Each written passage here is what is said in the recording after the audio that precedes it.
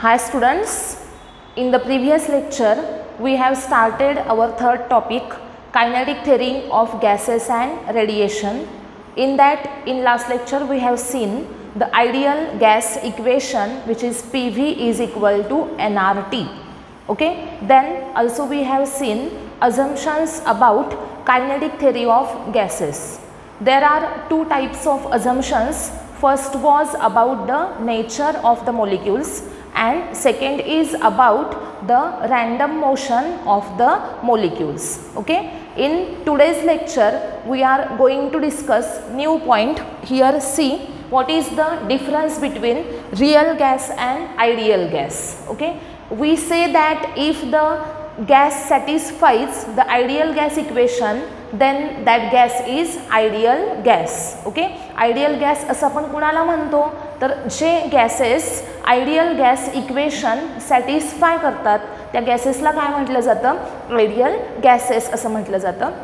मग आता real gas आणि आयडियल गॅस याच्यामध्ये फरक काय आहे बघा. रियल गॅसमध्ये काय होतं, तर इंटरमोलिक्युलर इंटरॅक्शन्स म्हणजे मोलिक्युल्समध्ये ज्या इंटरॅक्शन्स होतात त्या इंटरॅक्शन्स प्रेझेंट असतात. कशामध्ये, रियल गॅसेसमध्ये. म्हणजे रियल गॅसेसमध्ये जे काही मोलिक्युल्स आहेत त्यांच्यामध्ये काय होतात, इंटरॅक्शन्स होतात. आणि आयडियल गॅसेसमध्ये काय होतं, तर आयडियल गॅसेसमध्ये मोलिक्युल्समध्ये इंटरॅक्शन्स होत नाहीत. ओके, आयडियल गॅसेस म्हणजे काय, इंटरमोलिक्युलर इंटरॅक्शन्स कशा असतात, ॲब्सेंट असतात. आणि रियल गॅस म्हणजे काय, तर ज्याच्यामध्ये इंटरमोलिक्युलर इंटरॅक्शन्स या प्रेझेंट असतात. ओके, म्हणजे जर गॅसच्या नंबर ऑफ मोलिक्युल्समध्ये इंटरॅक्शन्स झाल्या तर तो गॅस कसला गॅस आहे, रियल गॅस आहे. आणि जर नंबर ऑफ मोलिक्युल्समध्ये इंटरॅक्शन्स होत नसतील तर तो गॅस जो आहे त्याला काय म्हणायचं, आयडियल गॅस. ओके, मग रियल गॅस आणि आयडियल गॅस याच्यामध्ये फरक असा आहे की इंटरमोलिक्युलर इंटरॅक्शन्स ज्याच्यामध्ये प्रेझेंट आहेत तो गॅस आहे रियल, आणि ज्याच्यामध्ये ॲब्सेंट आहेत तो कसला गॅस आहे, तर आयडियल गॅस आहे. आता लेक्चरमध्ये आपण नेक्स्ट पॉईंट बघणार आहोत. फर्स्ट कोणता आहे बघा, त्याच्यामध्ये मीन व्हेलॉसिटी. मीन व्हेलॉसिटी म्हणजे काय असेल, तर ज्या वेळेस गॅसमध्ये नंबर ऑफ मोलिक्युल्स हे रँडम मोशनमध्ये असतात त्यावेळेस आपल्याला माहीत आहे, काल अझम्पशन्समध्ये आपण बघितलं की ते रँडम मोशनमध्ये असणारे मोलिक्युल्स जे आहेत त्या प्रत्येकाचं स्पीड डिफरंट असतं, प्रत्येकाची डायरेक्शन डिफरंट असते मोशनची. याचाच अर्थ प्रत्येक मोलिक्युलची व्हेलॉसिटी ही कशी असते, डिफरंट असते.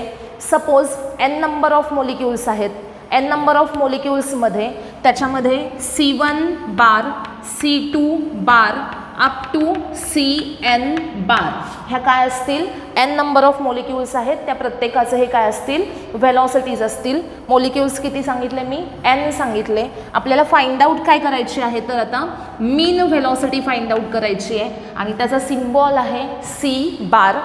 लक्षात ठेवा, इथं मीन व्हेलॉसिटीसाठी मी सिम्बॉल C बार असा यूज केला आहे. त्याच्याऐवजी तुम्ही V बार सुद्धा यूज करू शकता. Cच्या ऐवजी व्हेलॉसिटीसाठी V यूज केला तरी चालेल. ओके, आता C1 bar, C2 bar up to Cn bar ह्या काय आहेत, तर velocities of n number of molecules in the gas are C1 bar, C2 bar up to Cn bar. आता आपल्याला काय करायचं आहे, तर मीन व्हेलॉसिटी फाइंड आउट करायची आहे. मग मीन व्हेलॉसिटी कशी फाइंड आउट कराल, सिंपल आहे. C bar is equal to काय असेल, C1 bar plus C2 bar plus C3 bar plus up to काय करायचं आहे, तर Cn bar divided by n. म्हणजे सिंपल आहे, तुम्ही मीन व्हेलॉसिटी फाइंड आउट करताय याचा अर्थ तुम्ही काय फाइंड आउट करताय, तर ॲरिथमॅटिक मीन फाइंड आउट करताय. ॲरिथमॅटिक मीन कोणाचा घ्यायचा, तर n नंबर ऑफ मोलिक्युल्स आहेत त्यांच्या ज्या व्हेलॉसिटीज आहेत त्याचा ॲरिथमॅटिक मीन घ्यायचा आहे. म्हणजेच काय करायचं, तर नंबर ऑफ व्हेलॉसिटीज ज्या आहेत त्यांची ॲडिशन करायची divided by number of molecules. हा जो फॉर्म्युला आहे याच्यावरून आपल्याला काय मिळेल, value of the mean velocity. आता इथे लक्षात ठेवायचं आहे C1 C2 C3 CN याच्याऐवजी तुम्ही V1 V2 V3 VN असं यूज करू शकता. हा जो C आहे त्याच्याऐवजी तुम्ही V रिप्रेझेंट करू शकता. ओके, मग मीन व्हेलॉसिटी कशी फाइंड आउट करायची? It is the just arithmetic mean of all velocities of n number of molecules. Okay, त्यानंतर सेकंड व्हेलॉसिटी आपल्याला बघायची आहे, ती म्हणजे आहे मीन स्क्वेअर व्हेलॉसिटी. कोणती आहे बघा? मीन स्क्वेअर व्हेलॉसिटी. आता मीन स्क्वेअर व्हेलॉसिटी जी आहे त्याचा सिम्बॉल आहे सी स्क्वेअर बार. काय सिम्बॉल आहे तर सी स्क्वेअर बार असा सिम्बॉल आहे. इथे लक्षात ठेवा मी सी बार स्क्वेअर असं लिहिलं नाही. सी बारचा स्क्वेअर घेतला तर ते बार साईन निघून जातं आणि सी बारचा स्क्वेअर हा काय असतो? सी स्क्वेअर असतो, बरोबर. आणि मग इथे तसं न लिहिता काय केलेलं आहे तर सी स्क्वेअर बार असं लिहिलेलं आहे. मीन स्क्वेअर व्हेलॉसिटीचा सिम्बॉल आहे सी स्क्वेअर बार. आता याच्यामध्ये आपल्याला याच्या नावातच आहे बघा, मीन कोणाचा घ्यायचा आहे तर स्क्वेअर व्हेलॉसिटीचा. मीन स्क्वेअर व्हेलॉसिटी याचा अर्थ काय तर स्क्वेअर व्हेलॉसिटी ज्या आहेत त्याचा मीन घ्यायचा. म्हणजे काय करायचं तर आपल्याकडे त्या गॅसमध्ये n नंबर ऑफ मॉलिक्युल्स आहेत, त्यांच्या n नंबर ऑफ व्हेलॉसिटीज आहेत, त्यांचे काय घ्यायचे स्क्वेअर करायचे आणि स्क्वेअर करून मग त्याचा काय घ्यायचा मीन घ्यायचा. त्याला काय म्हणायचं मीन स्क्वेअर व्हेलॉसिटी. मग ह्याला डिफाईन करायचं झालं तर कसं कराल? It is the arithmetic mean of square of velocities of all molecules in the gas. Okay, हा मीन कोणाचा आहे? It is the arithmetic mean of. कशाचा मीन घेतला आपण? Square of velocities of n number of molecules in the gas. Okay, गॅसमध्ये जेवढे काही molecules आहेत त्या मॉलिक्युल्सच्या व्हेलॉसिटीज ज्या आहेत त्यांच्या स्क्वेअरचा काय घ्यायचा आहे मीन घ्यायचा आहे. त्याचा सिम्बॉल रिप्रेझेंट केला आहे आपण सी स्क्वेअर बार. आता सी स्क्वेअर बार जो आहे तो कसा रिप्रेझेंट केला जाईल तर C1 square plus C2 square plus C3 square plus काय लिहायचं up to CN square divided by n. काय केलं? C1 square plus C2 square plus C3 square plus up to CN square divided by n केलं की मग आपल्याला काय मिळेल तर mean square velocity. This is the formula for finding the mean square velocity. Formula काय आहे? C1 square plus C2 square plus C3 square plus up to CN square divided by n. Okay, त्यानंतर third velocity आपल्याला बघायची आहे, ती म्हणजे आहे route mean square velocity. काय आहे? Route mean square velocity. आता रूट मीन स्क्वेअर व्हेलॉसिटी याच्या पण नावावरूनच आपल्याला समजलं पाहिजे. रूट मीन स्क्वेअर व्हेलॉसिटी म्हणजे काय करायचं तर मीन स्क्वेअर व्हेलॉसिटी जी आहे तिचं काय घ्यायचं आहे आपल्याला रूट घ्यायचं आहे, बरोबर. रूट मीन स्क्वेअर व्हेलॉसिटी म्हणजे काय तर मीन स्क्वेअर व्हेलॉसिटी जी आहे तिचं काय घ्यायचं आहे रूट घ्यायचं आहे. याला शॉर्ट फॉर्म यूज केला जातो RMS व्हेलॉसिटी. आता याच्यामधला RMS म्हणजे काय तर route mean square. Okay, route mean square velocity म्हणजेच कसली व्हेलॉसिटी असते RMS व्हेलॉसिटी. आणि RMS व्हेलॉसिटीसाठी सिम्बॉल यूज केला जातो CRMS. CRMS, C म्हणजे काय व्हेलॉसिटी, RMS म्हणजे काय route mean square velocity. Okay, मग CRMS हा सिम्बॉल यूज केला जातो किंवा त्याच्याऐवजी तुम्ही C स्क्वेअर बार याला रूटमध्ये टाका, मग काय असेल तर रूट मीन स्क्वेअर व्हेलॉसिटी. बघा, रूट मीन स्क्वेअर व्हेलॉसिटी हे रूट आहे. कोणाचं रूट आहे? मीन स्क्वेअर व्हेलॉसिटीचं. मग मीन स्क्वेअर व्हेलॉसिटी कशी रिप्रेझेंट केली आपण? C स्क्वेअर बार या सिम्बॉलनी तुम्ही काय रिप्रेझेंट करता मीन स्क्वेअर व्हेलॉसिटी. मग रूट मीन स्क्वेअर व्हेलॉसिटी कशी रिप्रेझेंट केली जाईल तर हा जो सिम्बॉल आहे हा कशामध्ये येईल तर स्क्वेअर रूटमध्ये येईल. मग स्क्वेअर रूटमध्ये बघा C स्क्वेअर बार म्हणजेच काय असेल CRMS. आता CRMS आपल्याला रिप्रेझेंट करायची आहे तर CRMS याचा फॉर्म्युला कसा लिहिला जाईल बघा. CRMS म्हणजेच आहे रूटमध्ये C स्क्वेअर बार आणि आपल्याला काय करायचं आहे तर मीन स्क्वेअर व्हेलॉसिटीचं रूट घ्यायचं आहे. म्हणजे रूटमध्ये आला C1 square plus C2 square plus C3 square plus up to CN square divided by N हा जो फॉर्म्युला आहे हा काय रिप्रेझेंट करतो तर रूट मीन स्क्वेअर व्हेलॉसिटी. बघा इथे ही कोणती व्हेलॉसिटी होती मीन स्क्वेअर व्हेलॉसिटी. मग ही जी मीन स्क्वेअर व्हेलॉसिटी आहे त्याला फक्त काय टाकायचं आहे स्क्वेअर रूट टाकायचं. मग रूटमध्ये काय आलं c1 square plus c2 square plus c3 square up two plus cn square divided by n. याच्यावरून तुम्ही काय फाइंड आउट करू शकता CRMS म्हणजेच काय रूट मीन स्क्वेअर व्हेलॉसिटी. इथे आता आपण 3 व्हेलॉसिटी बघितलेल्या आहेत. त्याच्यामध्ये फर्स्ट आहे मीन velocity. Mean velocity is nothing but the simply arithmetic mean of velocities of n number of molecules of the gas. Okay. Second काय आहे mean square velocity. Mean square velocity is nothing but the arithmetic mean of square of velocities of n number of molecules. Okay. Then what is the root mean square velocity? It is the square root of mean square velocity. Square root of mean square velocity is called as the root mean square velocity. Okay. आता next point आपल्याला बघायचा आहे pressure of the gas. Okay. Now we will see the next point pressure of the gas. Okay. आता याच्यामध्ये diagram बघा सगळ्यांनी. डायग्राममध्ये काय आहे तर XYZ ही कोऑर्डिनेट सिस्टीम आपण दाखवलेली आहे. ओके. O हा या सिस्टीमचा काय आहे तर ओरिजिन घेतलेला आहे. त्यानंतर एक क्यूब आहे क्युबिकल व्हेसल असं आपण म्हणूयात. क्युबिकल एक व्हेसल आहे आणि त्या व्हेसलमध्ये काय घेतलेलं आहे तर आयडियल गॅस घेतलेला आहे. या व्हेसलमध्ये काय घेतला आहे आयडियल गॅस घेतलेला आहे. तो जो आयडियल गॅस आहे त्याच्यामध्ये किती मोलिक्युल्स आहेत तर कॅपिटल N एवढे मोलिक्युल्स असतील. त्यानंतर याच्यामध्ये बघा सपोज असं आपण म्हणूयात की कॅपिटल N म्हणजे काय असतील नंबर ऑफ मोलिक्युल्स असतील. या व्हेसलमध्ये असणारे नंबर ऑफ मोलिक्युल्स किती आहेत कॅपिटल N. त्यानंतर स्मॉल m म्हणजे काय असेल तर मास ऑफ ईच मोलिक्यूल. याच्यामध्ये जो प्रत्येक मोलिक्यूल आहे त्याचा मास किती आहे तर स्मॉल m असेल. तर n इंटू स्मॉल m हे जे असेल याला आपण कॅपिटल M असं म्हणूयात आणि हे काय असेल तर मास ऑफ द गॅस. ओके.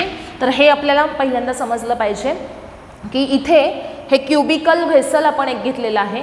या क्युबिकल व्हेसलमध्ये किती काय घेतलेलं आहे आपण आयडियल गॅस घेतलेला आहे. हा जो आयडियल गॅस आहे या आयडियल गॅसमध्ये किती मोलिक्युल्स आहेत capital N number of molecules आहेत. आता अझम्पशन्समध्ये आपण असं बघितलं आहे की एकाच गॅसमध्ये एकाच टाईपच्या गॅसमध्ये जे नंबर ऑफ मोलिक्युल्स आहेत त्या प्रत्येक मोलिक्युलचं मास साईज आणि शेप हे कसं असतं सेम असतं. म्हणजे all molecules of the same gas are having same mass size and shape. Okay. Mass size आणि शेप प्रत्येक मोलिक्युलचं कसं असेल सेम असेल. सगळे मोलिक्युल्स आयडेंटिकल असतात. मग आता म्हणून मी काल सांगितलं होतं बघा की हे अझम्पशन्स व्यवस्थित लक्षात ठेवा. मग अशा प्रकारे ते आपल्याला यूज करावे लागतात की या गॅसमध्ये जे काही नंबर ऑफ मोलिक्युल्स आहेत त्या प्रत्येक मोलिक्युलची साईज शेप मास या 3 व्हॅल्यू कशा असणार आहेत सेम असणार आहेत. मग एका मोलिक्युलचं मास स्मॉल m असेल तर असंच नंबर ऑफ मोलिक्युल्स आहेत प्रत्येकाचं मास इक्वल आहे म्हणजे किती असेल तर small m. Small m is the mass of each molecule. त्यानंतर जर आपल्याला माहिती आहे की गॅसमध्ये capital N number of molecules आहेत एका मोलिक्यूलचं मास स्मॉल m आहे तर टोटल गॅसचं मास किती झालं कसं फाइंड आउट करायचं तर किती मोलिक्युल्स आहेत त्याला कितीनं मल्टिप्लाय करायचं तर एका मोलिक्यूलच्या मासने मल्टिप्लाय करायचं. ओके. काय कराल मास of 1 molecule into number of molecules in the gas. हे केलं की तुम्हाला काय मिळेल तर त्या टोटल गॅसचं जे मास आहे ते मिळेल. मग टोटल गॅसचं मास कसं फाइंड आउट केलं तर कॅपिटल N म्हणजे number of molecules into mass of 1 molecule आणि याला आपण सिम्बॉल यूज करणार आहोत कॅपिटल M. म्हणजे capital M is the mass of the gas and which is equal to capital N into small m that is number of molecules into mass of 1 molecule. Okay. अशा प्रकारे इथे मास of the gas आपल्याला मिळेल. त्यानंतर आपल्याला इथे बघायचं आहे बघा पुढे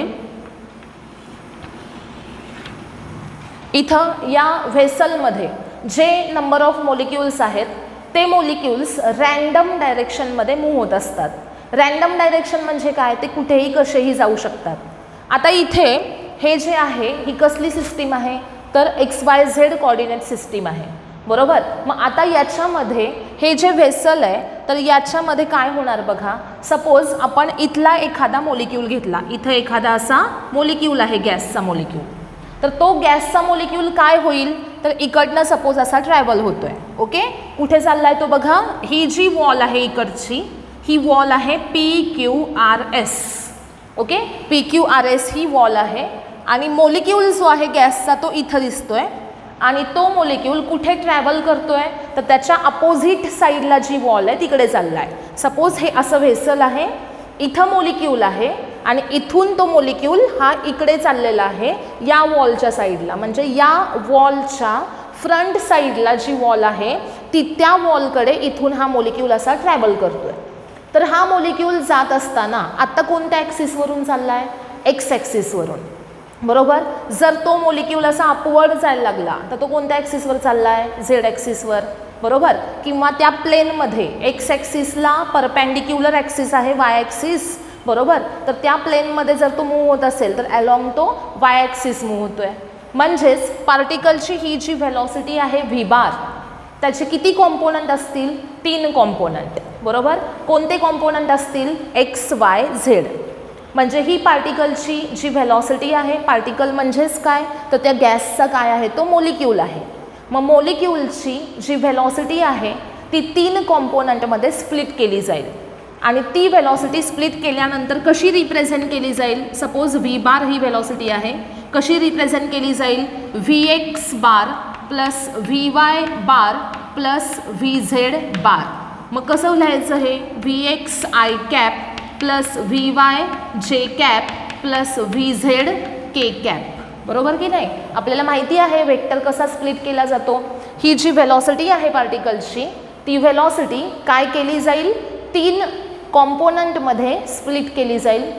त्याचे 3 कॉम्पोनंट कोणते असतील, along X axis, Y axis and Z axis, Vx Vy Vz. Okay, आता Vx I कॅप म्हणजे Vx बार, Vy J कॅप म्हणजे Vy बार, Vz K कॅप म्हणजे Vz बार. ओके, मग आता सपोज या व्हेलॉसिटीचं आपल्याला मॅग्नेट्यूड काढायचं आहे तर ते कसं फाइंड आउट केलं जाईल तर under root Vx square plus Vy square plus Vz square. हे जे आहे हे आपण कशामध्ये बघितलेलं आहे बघा, व्हेक्टर्स टॉपिकमध्ये. कोणत्याही व्हेक्टरचं मॅग्नेट्यूड काढताना कसं फाइंड आउट केलं जाईल, आय साठी जी व्हॅल्यू आहे त्याची तिचा स्क्वेअर करायचा प्लस जेची व्हॅल्यू प्लस केची व्हॅल्यू या दोघांचे काय होतील, स्क्वेअर होतील आणि या सगळ्यांची काय होणार, ॲडिशन आणि त्याचं स्क्वेअर रूट. ओके, म्हणजे सपोज एखादा व्हेक्टर आहे आर बार, तर आर बारचं मॅग्नेट्यूड कसं काढलं जाईल, under root RX square plus RY square plus RZ square. Okay, resolution of vectors या पॉईंटमध्ये आपण हे बघितलेलं आहे. मग V इज इक्वल टू काय असेल, under root Vx square plus Vy square plus Vz square. Okay, आता हे इन जनरल झालं की जे मॉलिक्युल्स आहेत त्याचं स्पीड तुम्ही कसं फाइंड आउट कराल, 3 कॉम्पोनंटमध्ये स्प्लिट होणार, बरोबर. मग आता हा जो गॅस आहे या गॅसमध्ये किती मॉलिक्युल्स आहेत, N नंबर ऑफ मॉलिक्युल्स आहेत. मग या प्रत्येकाचं स्पीड सेम आहे का, नाही. प्रत्येकाचं स्पीड कसं असणार आहे तर डिफरंट असणार आहे ना, बरोबर. प्रत्येक मॉलिक्यूल हा डिफरंट स्पीडनं जात असेल. म्हणजेच सपोज फर्स्ट मॉलिक्यूल आहे त्याची व्हेलॉसिटी किती असेल, V1 बार. सेकंड मॉलिक्यूल आहे त्याची व्हेलॉसिटी किती असेल, V2 बार. अशाच Vn बार ही काय असेल तर Vn बार म्हणजे काय असेल, nth मॉलिक्यूलची व्हेलॉसिटी असेल. V1 bar it is the velocity of first molecule, V2 bar is the velocity of second molecule आणि Vn bar म्हणजे काय असेल तर velocity of nth molecule असेल. ओके, मग आता सपोज आपल्याला V1 काढायचं आहे. V1 म्हणजे काय झालं, मॅग्नेट्यूड कोणाचं, V1 बारचं. मग V1 कसं फाइंड आउट केलं जाईल तर Vx1 square plus Vy1 square plus Vz1 square. Similarly V2 कसा फाइंड आउट कराल, under root Vx2 square plus Vy2 square plus Vz2 square. मग अशाच प्रकारे Vn फाइंड आउट करायचं आहे, nth मॉलिक्यूलचं स्पीड. तर कसं फाइंड आउट कराल? Under root Vxn square plus Vyn square plus Vzn square. Okay, कळलं का बघा सगळ्यांना? Vx square plus Vy square plus Vz square under root हे जे आहे हे स्पीड फाइंड आउट करण्यासाठी फॉर्म्युला आहे. मग फर्स्ट मॉलिक्यूलचं स्पीड V1 कसं फाइंड आउट कराल? तर त्याचे XYZ कॉम्पोनंट म्हणजे फर्स्ट मॉलिक्यूलच्या स्पीडला 3 कॉम्पोनंटमध्ये डिवाइड केलं, Vx1, Vy1, Vz1 आणि याचा यूज करून आपण V1 फाइंड आउट केलं, V2 सिमिलरली फाइंड आउट केलं आणि Vn. अशा प्रकारे हे जे स्पीड आहेत हे कोणाचे स्पीड असतील? तर n मॉलिक्यूलचे स्पीड असतील. आता पुढे बघा, जर इथं एखादा मॉलिक्यूल आहे, हा मॉलिक्यूल म्हणजे इथे अशी अरेंजमेंट केलेली आहे की इथं एवढं प्रेशर अप्लाय केलेलं आहे, जर असं प्रेशर अप्लाय केलं की जेणेकरून हे जे मॉलिक्यूल्स आहेत हे एकमेकांसोबत कोलाईड न होता ते कोणासोबत कोलाईड होतील? तर वॉलसोबत कोलाईड होतील. बरोबर, म्हणजे मॉलिक्यूल्समधलं डिस्टन्स काय होत असणार? जास्त असणार आहे आणि त्यामुळे ते एकमेकांसोबत कोलाईड होत नाहीत. आता हे कसं काय? तर मगाशी मी तुम्हाला रिअल गॅस आयडियल गॅस याच्यातला डिफरन्स सांगितला होता. रिअल गॅस म्हणजे काय असतो? तर ज्या गॅसमध्ये मॉलिक्यूल्समध्ये इंटरॅक्शन्स प्रेझेंट असतात त्या गॅसला काय म्हटलं जातं? Real gas. आणि असा गॅस की ज्याच्यामध्ये मॉलिक्युलर इंटरॅक्शन्स होत नाहीत, त्या ॲब्सेंट असतात, त्याला काय म्हटलं जातं? आयडियल गॅस असं म्हटलं जातं. आता मी इथे सांगितलं की या व्हेसलमध्ये कोणता गॅस आपण घेतलेला आहे? तर आयडियल गॅस घेतलेला आहे. मग आयडियल गॅस काय? आयडियल गॅस म्हणजे काय? तर त्याच्यामध्ये मॉलिक्यूल्समध्ये इंटरॅक्शन्स होत नाहीत, म्हणजे इथं मॉलिक्यूल्स एकमेकांसोबत कोलाईड होणार नाहीत. मग इथं काय होणार? तर मॉलिक्यूल कुणासोबत कोलाईड होणार? तर त्या कंटेनरच्या वॉलसोबत कोलाईड होणार. बरोबर, म्हणजे इथे काय होईल? तर सपोज या वॉलवर एखादा मॉलिक्यूल आहे, कुठं आहे? PQRS या वॉलवर मॉलिक्यूल आहे. इथून हा मॉलिक्यूल पुढे जातो. बरोबर, मग आता हा किती स्पीडनं गेला आहे? तर V या स्पीडनं गेलेला आहे. सपोज आपण असं म्हणूयात की हा फर्स्ट मॉलिक्यूल आहे. फर्स्ट मॉलिक्यूल म्हणून याचं स्पीड आपण V1 घेतलं. ओके, फर्स्ट मॉलिक्यूल आहे, किती स्पीडनं जाईल? तो V1 स्पीडनं जाईल. कोणत्या ॲक्सिसवर गेला सांगा मला? अशी व्हेसल आहे, इकडनं मॉलिक्यूल निघाला, इकडे आला असा आणि इथे येऊन या वॉलला धडकला. ही PQRS वॉल आहे, ही P dash Q dash R dash S dash ही वॉल आहे. इकडनं मॉलिक्यूल इकडे ट्रॅव्हल करतो along X axis. First molecule आहे म्हणजेच काय? तर तो गेला किती स्पीडनं? V1 या स्पीडनं. पण तो कोणत्या ॲक्सिसवर गेला? एक्स ॲक्सिसवर गेला. त्याच्यामुळं त्याचा Y आणि Z कॉम्पोनंट किती असणार? 0 असणार. सपोज फर्स्ट मॉलिक्यूल एका वॉलकडून दुसऱ्या वॉलकडे जातो, अलॉंग एक्स ॲक्सिस जातो, तर तो जाताना त्या वॉलकडे किती स्पीडनं जाईल? तर Vx1 या स्पीडनं जाईल. बरोबर, म्हणजे तो इकडनं असा या वॉलकडे गेला, किती स्पीडनं गेला? V1 स्पीडनं गेला. पण तो एक्स ॲक्सिसवर जातो म्हणून त्याचा कॉम्पोनंट कोणता आला? Vx1. आणि Y आणि Z कॉम्पोनंट त्याचे ॲब्सेंट आहेत. का? कारण तो ॲक्सिसवर Y आणि Z ॲक्सिसवर जातच नाही आहे. ओके, मग एक्स ॲक्सिसवर जातो म्हणून त्याचा स्पीड किती आहे? Vx1. मग इकडनं मॉलिक्यूल या वॉलकडे जातो, Vx1 या स्पीडनं जातो. इकडनं असा आला, इथे या वॉलसोबत तो काय झाला? कोलाईड झाला. कोलाईड झाल्यानंतर हा मॉलिक्यूल इथून काय होतो? रिटर्न फिरतो. बरोबर, इथं दुसरी वॉल आहे म्हणजे कोणती? ही PQRS, ही P dash Q dash R dash S dash. इकडनं मॉलिक्यूल निघाला होता, असा इथे आला, इथे तो धडकला, कोलाईड झाला आणि त्याच्यानंतर काय झालं? तर ज्या स्पीडनं तो आला होता त्या स्पीडनं तो रिटर्न गेला. मग किती स्पीडनं तो आला होता? तर Vx1 या स्पीडनं आला होता ना. मग जाताना किती स्पीडनं जाणार तो? तर त्याच स्पीडनं तो रिटर्न जाणार. रिटर्न जाणार म्हणजे काय? तो पहिल्यांदा कुठे येत होता? Along positive x axis. त्यानंतर असा उलटा चालला म्हणजे कोणत्या ॲक्सिसवर चालला? तर along the negative x axis. म्हणजे काय झालं? तर त्याची स्पीड सेम आहे पण डायरेक्शन कशी झाली? अपोजिट झाली. म्हणजे इकडनं जाताना सपोज 5 मीटर पर सेकंडनी गेला, रिटर्न येताना परत 5 मीटर पर सेकंडनी आला, पण फायनल स्पीड हे किती असणार, त्याचं 5च आहे, पण डायरेक्शन काय झाली, अपोजिट झाली, म्हणून त्याला साईन काय येईल, मायनस. म्हणजे पहिल्यांदा हा मोलिक्यूल इथून इकडे येणार, ही जी समोर वॉल आहे तिच्यासोबत कोलाइड होणार आणि कोलिजनच्या नंतर तो मोलिक्यूल रिटर्न फिरेल आणि ज्या स्पीडनं तो आला होता त्या स्पीडनं तो रिटर्न गेला. म्हणजे किती स्पीडनं रिटर्न जाणार, v1 स्पीडनं. पण येतानाची व्हेलॉसिटी होती v1 बार, जातानाची व्हेलॉसिटी असेल -v1 बार. आलं लक्षात सगळ्यांच्या. मग आता इथे आपण काय म्हणतो की आहे त्या स्पीडनं तो रिटर्न जातो. आता हे असं का म्हणतो आपण, कारण कालचं अझम्पशनमध्ये आपण असं अझ्युम केलेलं आहे की मोलिक्युल्सचे कोलिजन जे आहेत ते कसले कोलिजन आहेत, परफेक्टली इलास्टिक कोलिजन. आठवते का बघा, अझम्पशन आहे त्याच्यामध्ये की कोलिजन्स जे आहेत मोलिक्युलचे ते कसे असतात, परफेक्टली इलास्टिक कोलिजन असतात. परफेक्टली इलास्टिक कोलिजन म्हणजे काय, त्यांची स्पीड कमी होत नाही, कायनेटिक एनर्जी लॉस होत नाही. म्हणजे ज्या स्पीडनं मोलिक्यूल आला त्या स्पीडनं तो रिटर्न फिरला, कारण there is no loss of kinetic energy. Okay, मग आता आपण असं म्हणूयात की तो जाताना किती स्पीडनं गेला होता, असा जाताना इकडे vx1 स्पीडनं. इथे वॉल आहे तिच्यासोबत कोलाइड झाला, रिटर्न फिरला आणि किती व्हेलॉसिटीनं गेला आता, -vx1 बार असं म्हणूया आपण. vx1 बार काय इंडिकेट करेल, तर जाताना किती व्हेलॉसिटी आहे, PQRS कडून P',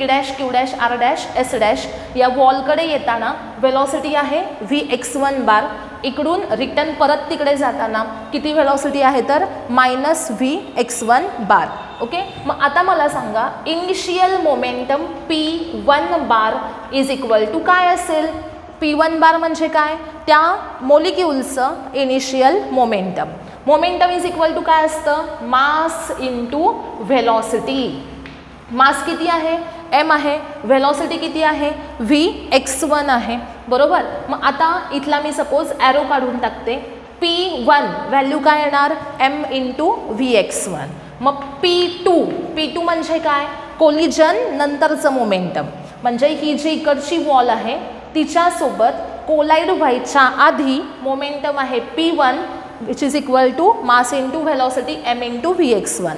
त्यानंतर P2 इज इक्वल टू काय असेल बघा, -mvx1, बरोबर. P2 म्हणजे आफ्टर कोलिजन जे मोमेंटम आहे ते आहे P2 which is equal to mass into final velocity. Mass आहे m म्हणजे स्मॉल m आणि इंटू व्हेलॉसिटी किती आहे बघा, -vx1 आहे.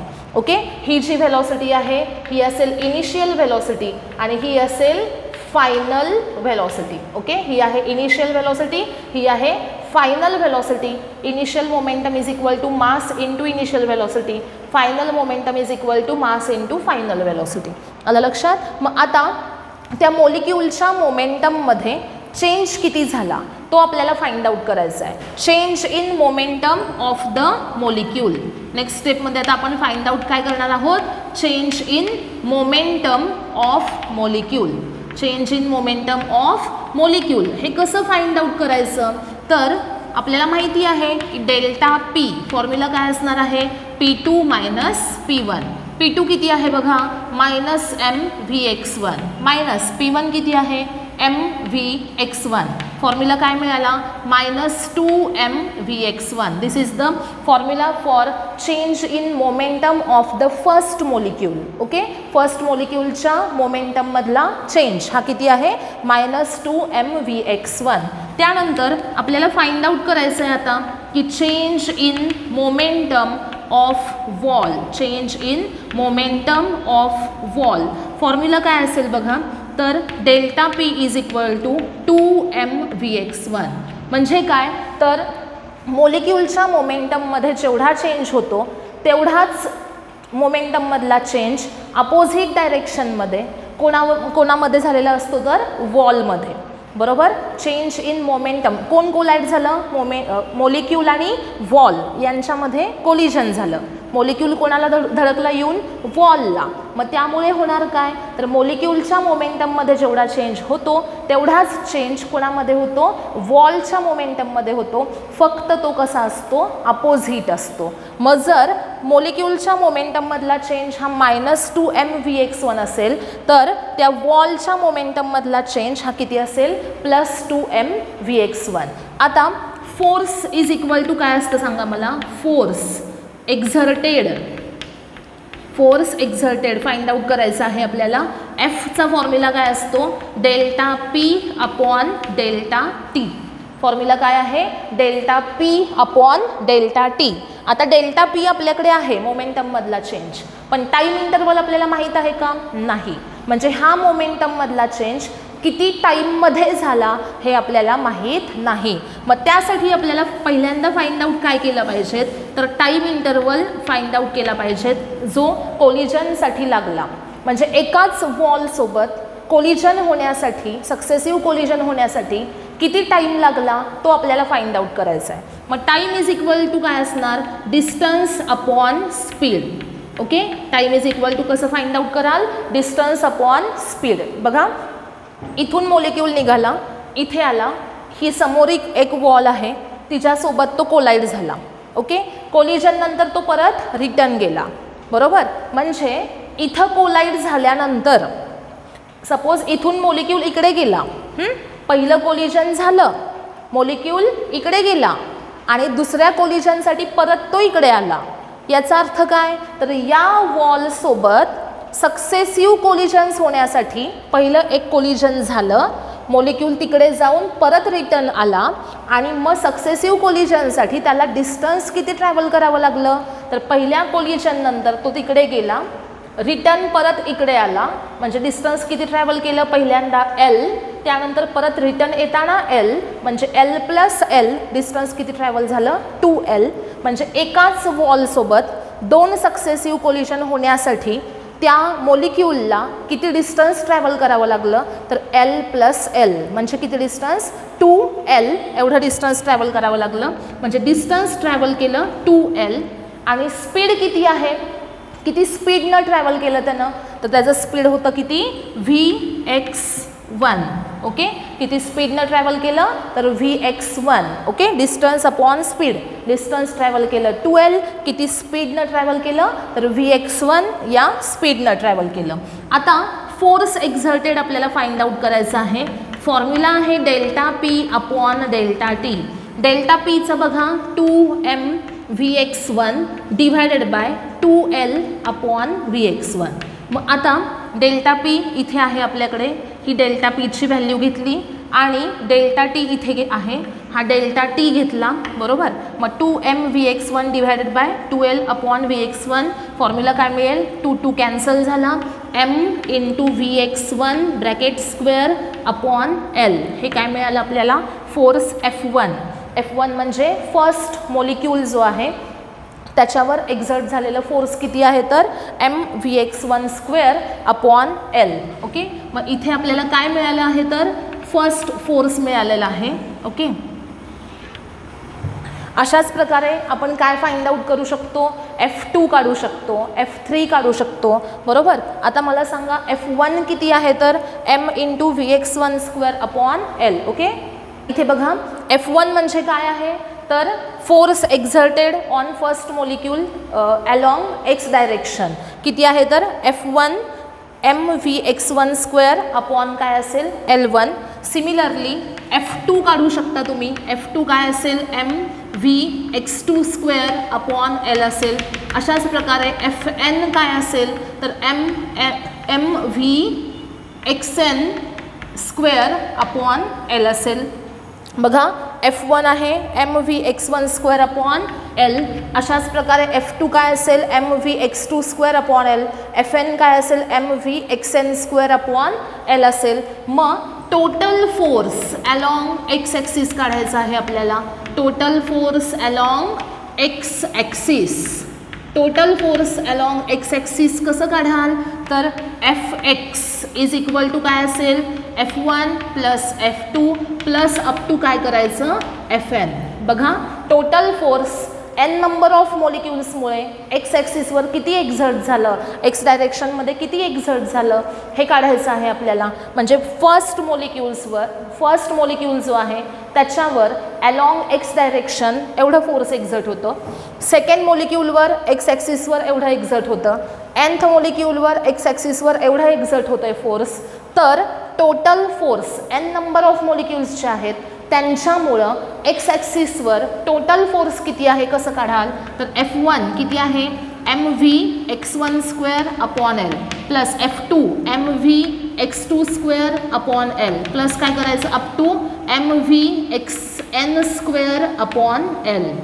ओके, मग याच्यामध्ये m/l कॉमन निघेल, ब्रॅकेटमध्ये राहील vx1² plus vx2² plus up to काय असेल vxn². हे काय मिळेल आपल्याला fx मिळेल. ओके, मग fxचा फॉर्म्युला आपल्याला काय मिळाला बघा, m/l ब्रॅकेटमध्ये vx1² plus vx2² plus up to vxn². मग अशाच प्रकारे फोर्स ऑन y ॲक्सिस हे कसं फाइंड आउट करायचं, तर Fy इक्वल टू m/l, त्यानंतर ब्रॅकेटमध्ये काय येईल सांगा, ब्रॅकेटमध्ये असेल vy1² plus vy2² plus up to vyn². अशाच प्रकारे force on Z axis Fz काढायचं, कसं असेल m/l vz1² plus vz2² plus up to vzn². बघा इथे आपल्याला व्हॅल्यूज कोणत्या कोणत्या मिळालेल्या आहेत, fx मिळाला, fy मिळाला आणि fz मिळाला. ओके, स्टेप्स व्यवस्थित लक्षात ठेवा, खूप मोठं डेरिवेशन आहे, हा 4 मार्काचा थेरीचा क्वेश्चन आहे, त्यासाठी प्रत्येकाने व्यवस्थित लक्षात ठेवायचं काय काय सांगितलं स्टेप वाईज. पहिल्यांदा आपण सगळ्यात काय बघितलं, तर नंबर ऑफ मॉलिक्युल्स आहेत, त्यांचे स्पीड काय आहेत v1 v2 up to vn. v1 equal to काय असेल under root vx1² vy1² vz1². Okay, अशा प्रकारे अप टू vn आपण काढलं. त्यानंतर मॉलिक्यूल लेफ्ट टू राईट असं ज्यावेळेस जातो, किती स्पीडनं गेला v1 स्पीडनं, पण तो अलॉंग एक्स ॲक्सिस जातो म्हणून स्पीड काय असेल vx1 बरोबर. सेकंड मॉलिक्यूल जर जात असेल त्याच ॲक्सिसवरून तर ते काय असेल स्पीड vx2 असेल. या वॉलकडून इकडे असा मॉलिक्यूल जातो, किती स्पीडनं गेला आहे vx1. समोर जी वॉल आहे तिच्यासोबत कोलाईड होतो, कोलिजन इलास्टिक आहे, परफेक्टली इलास्टिक आहे, त्याच्यामुळे आहे त्या स्पीडनं तो परत रिटर्न येतो.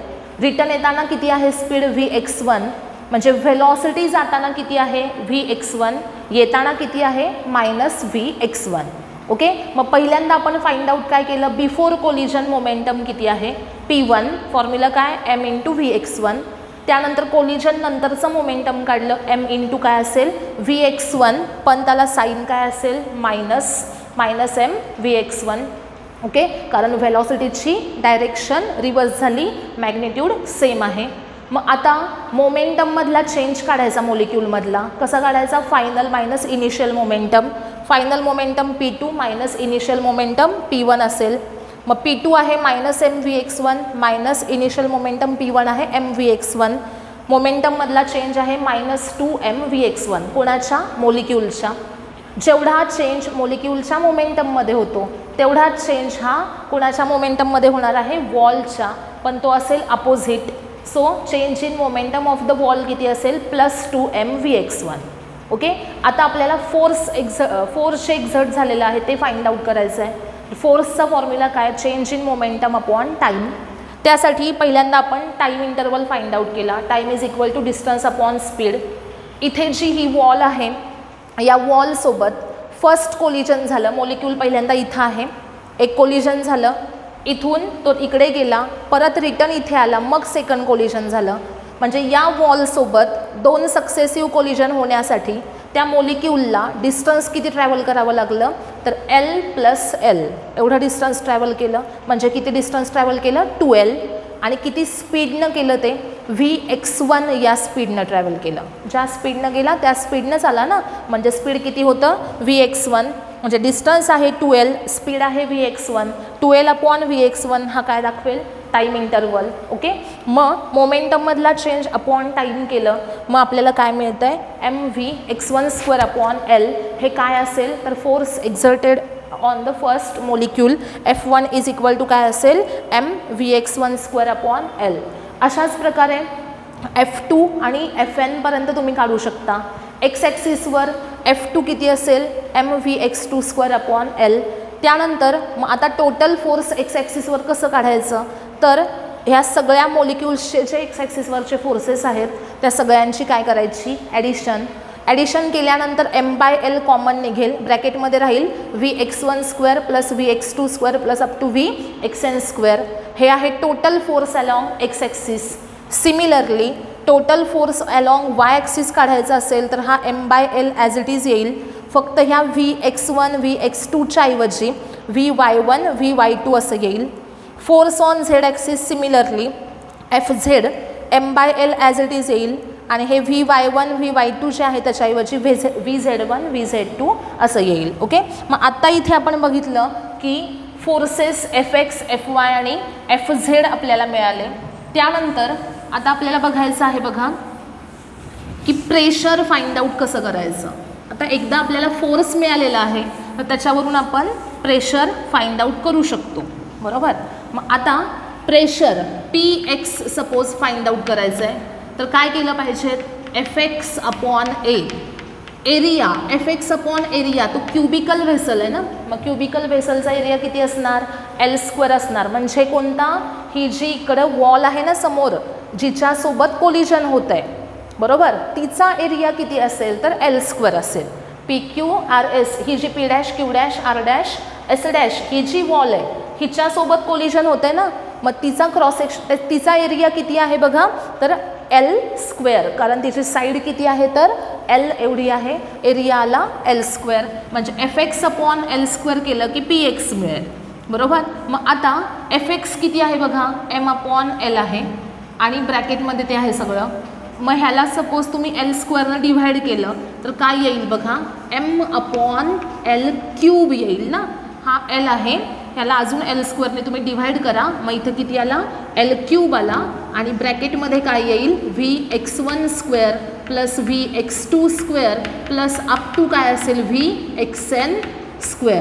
ओके, अशाच प्रकारे Py काय असेल सांगा तर m/L³ ब्रॅकेटमध्ये Vy1² + Vy2² + up to काय असेल Vyn². चेंज काय झाला Fx Fy Fz याच्यामध्ये चेंज काय झाला तर इथे जो L होता त्याच्याऐवजी L³ आला, कारण तुम्ही डिव्हाइड कितीनं केलं L² म्हणून फक्त चेंज काय असणार Lच्या ऐवजी L³ येईल. अशाच प्रकारे प्रेशर ऑन झेड ॲक्सिस किती असेल तर m/L³ ब्रॅकेटमध्ये Vz1² + Vz2² + up to काय असेल Vzn². ओके, हे जे 3 फॉर्म्युले आहेत Fx Fy Fz या प्रत्येकाला फक्त L² डिव्हाइड करा. इथं Lच्या ऐवजी L³ येईल, बाकी सगळं ॲज इट इज येईल Px Py Pz. मग टोटल प्रेशर काढायचं आहे. आता टोटल प्रेशर कसं फाइंड आउट कराल P is equal to pressure along X axis plus pressure along Y axis plus pressure along Z axis. Total pressure कसं काढाल हे प्रेशर अलॉंग एक्स ॲक्सिस आहे, हे अलॉंग वाय ॲक्सिस आहे, हे Z axis आहे. ह्या सगळ्यांची काय घ्यायची ॲडिशन घ्यायची Px + Py + Pz. पण अकॉर्डिंग टू पास्कल्स लॉ. आता पास्कल्स लॉ जो आहे पास्कल्स लॉ आपल्याला काय सांगतो बघा, फ्लुइड मेकॅनिक्समध्ये हा सांगितलेला आहे पास्कल्स लॉ. जर फ्लुइड एखाद्या एन्क्लोज्ड व्हेसलमध्ये घेतलेला आहे तर त्याच्या कोणत्याही पॉईंटला प्रेशर चेक करा, ते कसं असतं सेम असतं. मग इथे काय केलं आहे आपण तेच केलं आहे ना, एक क्युबिकल व्हेसल घेतली आहे आणि त्याच्यामध्ये गॅस भरलेला आहे. तो गॅस म्हणजेच काय फ्लुइड आहे आणि तो एन्क्लोज्ड आहे म्हणजेच काय त्याच्या कोणत्याही पॉईंटला तुम्ही प्रेशर चेक केलं तर ते कसं असेल सेम असेल. म्हणजेच pressure along X axis along Y axis along Z axis हे तिन्ही प्रेशर कसे असतील सेम असतील. According to Pascal's law we can say that Px is equal to Py is equal to Pz आणि याच्याऐवजी आपण P असं म्हणूयात. P X P Y P Z हे तिन्ही पण कसे आहेत इक्वल आहेत, त्याच्याऐवजी आपण सिम्बॉल काय यूज केला पी हा यूज केला. मग आता P x plus P Y plus P Z केलं तर याची ॲडिशन पी प्लस पी ही किती येणार सांगा 3p. Okay, P X P Y P Z हे तिन्ही पण सेम आहेत अकॉर्डिंग टू पास्कल्स लॉ, त्याच्याऐवजी आपण सिम्बॉल यूज केलेला आहे पी. आणि जर आता ह्याची ॲडिशन केली P x plus P Y plus P Z तर काय येईल पी प्लस पी किती असेल 3p. मग आता पी फाइंड आउट करायचा असेल तर कसा करायचा P x plus P Y plus P Z upon 3. हा जो 3 आहे त्यांना इथे काय केलं आपण डिव्हाइड केलं. मग आता डिव्हाइड करताना आपल्याला माहिती आहेत ना ह्या व्हॅल्यू पी एक्स किती आहे बघा पी एक्स किती आहे एम अपॉन एल क्यूब, त्यानंतर ब्रॅकेटमध्ये V X one square plus V X two square plus up to काय आहे V X N square. Okay, त्यानंतर प्लस काय करायचं M upon L cube V Y one square plus V Y two square plus up to काय असेल V Y N square. अशाच प्रकारे plus M by L cube into V Z one square plus V Z two square plus up to V Z N square. आणि या सगळ्याला divided by काय होईल सांगा, या सगळ्याला डिव्हायडेड बाय काय असेल 3. ओके, बघा P x plus P Y plus P Z हे आहे पी एक्स, हे आहे पी वाय, हे आहे पी झेड, ह्या तिघांची ॲडिशन झाली आणि डिव्हायडेड बाय काय मिळालं आपल्याला 3 असं मिळालं. आता याच्या पुढची स्टेप बघूया आपण.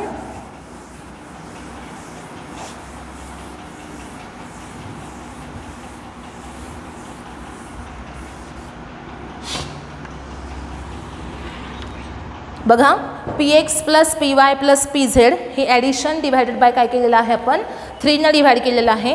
मग या सगळ्यांच्यातून कॉमन काय निघेल बघा तर एम अपॉन एल क्यूब या तिघांच्यातून कॉमन काढला.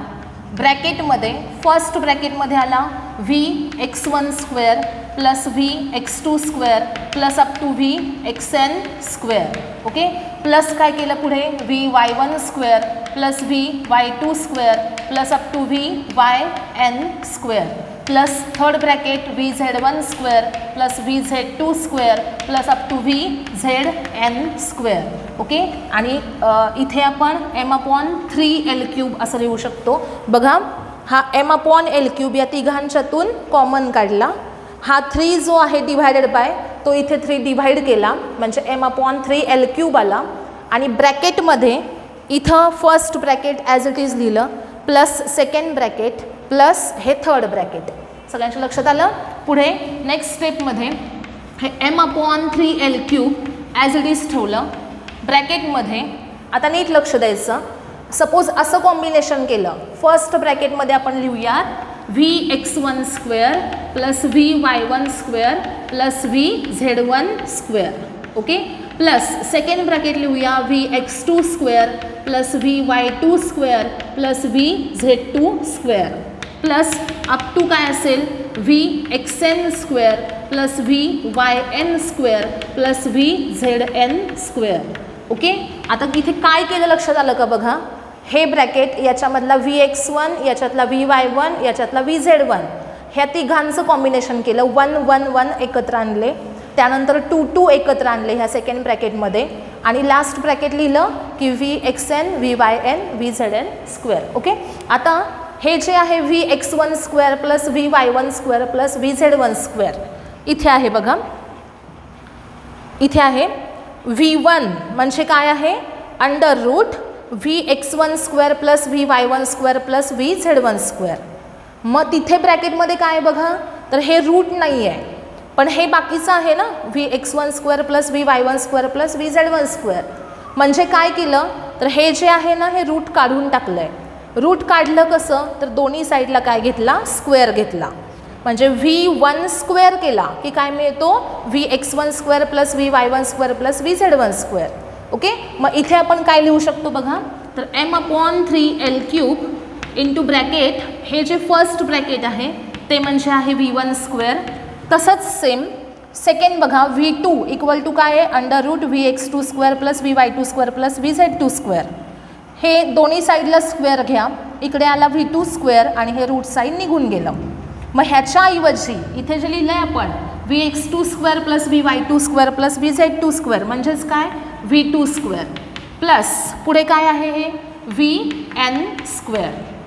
ओके, म्हणजे काय आलं बघा m/3l³ इंटू पुढे काय केलं आपण V1 square plus V2 square plus up to काय लिहिलेलं आहे Vn स्क्वेअर असं लिहिलेलं आहे. आता सपोज आपण असं केलं m इंटू l लिहिलं डिवायडेड बाय 3l³ आणि इंटू रूटमध्ये V1 square plus V2 square plus Vn square upon plus काय असेल Vn स्क्वेअर आणि डिवायडेड बाय n. म्हणजे इथे काय केलं बघा आपण तर nनी मल्टिप्लाय केलं आणि nनी डिव्हाइड केलं. कॅपिटल nनी मल्टिप्लाय आणि काय केलेलं आहे डिव्हाइड केलेलं आहे. तर हे कशासाठी केलं बघा. आता त्यासाठी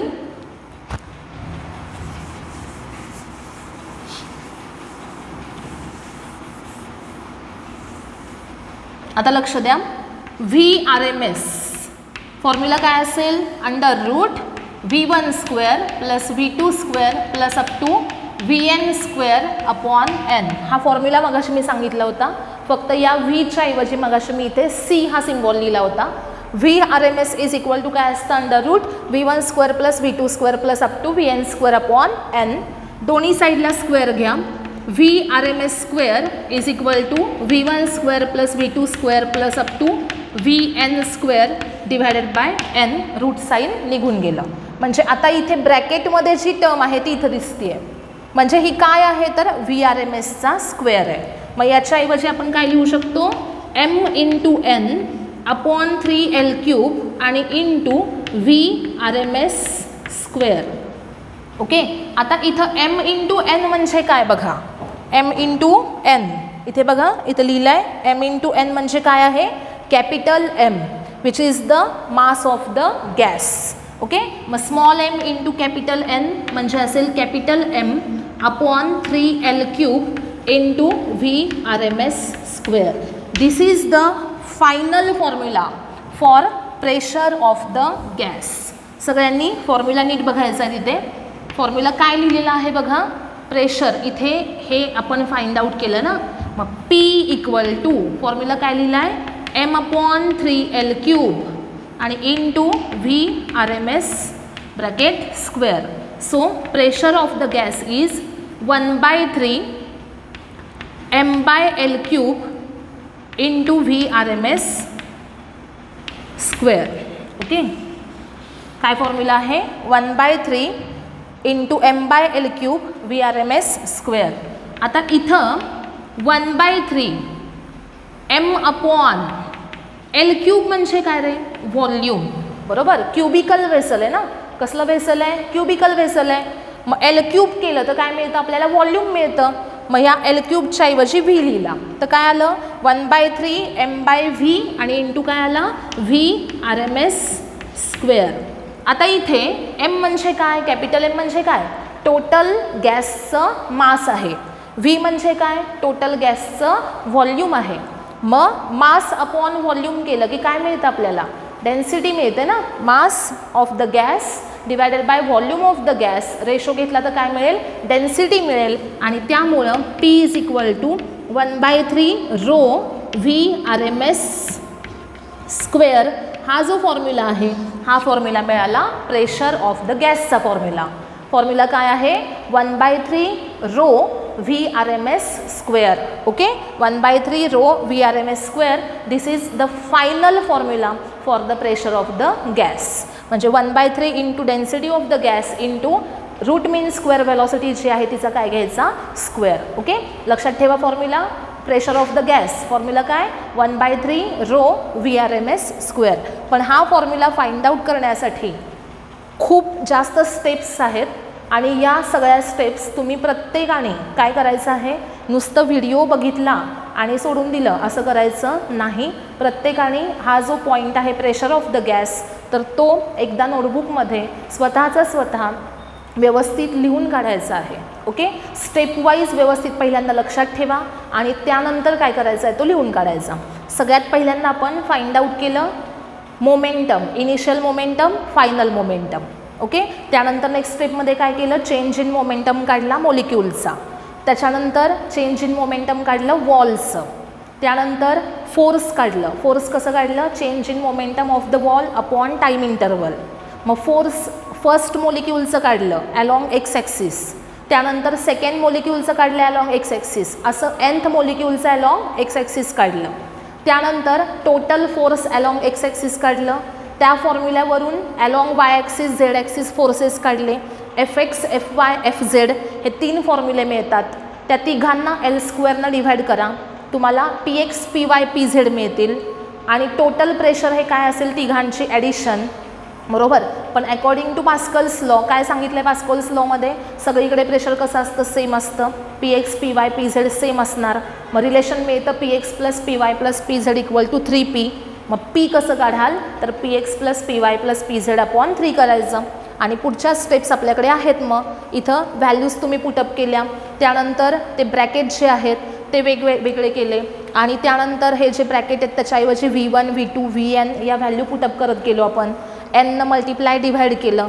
त्यानंतर मग इथं काय केलं बघा, तर n × m म्हणजे कॅपिटल M लिहिला, कॅपिटल M नंतर अपॉन 3l³, आणि हे जे ब्रॅकेट आहे त्याची व्हॅल्यू VRMS आहे हे लक्षात आलं पाहिजेत. ओके, आणि इथं m/l³ म्हणजे m/v आला, आणि m/v म्हणजे रो आहे, डेन्सिटी. ओके, त्यामुळे pressure of the gas formula मिळतो 1/3 ρ VRMS². ओके.